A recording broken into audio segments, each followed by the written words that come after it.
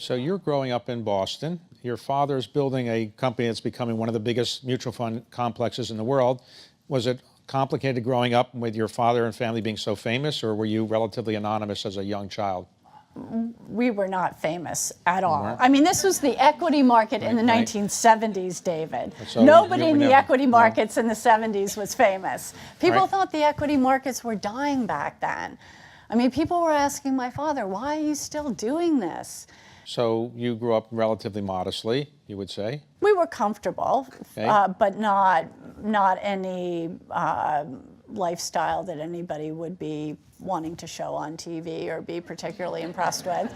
You knew you wanted to go into business and go to Harvard Business School or not? I was definitely thinking about business school, but I wouldn't say I had the confidence to be sure that I could actually make it there and be successful. After I finished in college, I wanted to go into business and get a good business experience. I had worked at Fidelity during the summers, so I came here to New York and I worked in a strategy practice for management consulting firm, Booz Allen Hamilton, you know well.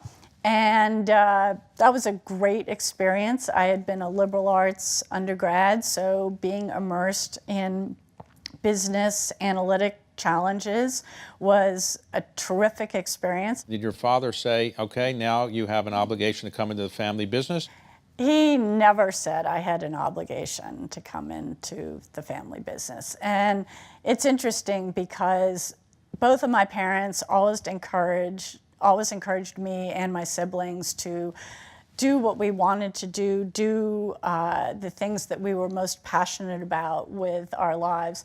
And my father in particular, his father's family, before his father had become a lawyer, they had a dry goods store and they had run it in their family for a couple of generations. And his uncle had been pressured by his family to go work in the dry goods store.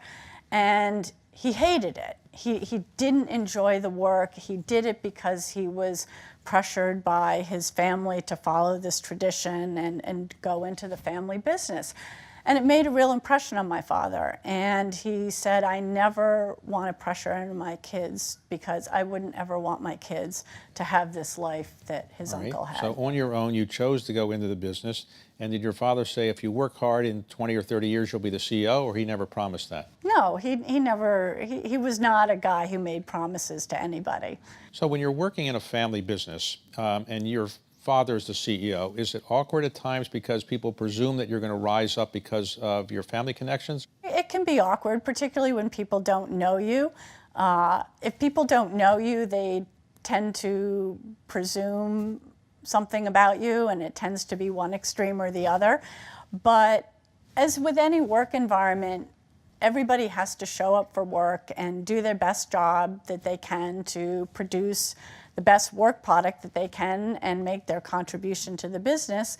And over time, people get to know you and they appreciate you for what you do. And don't forget, after my very early days as a summer intern, the part of the business that I went into was the asset management, the equity management part.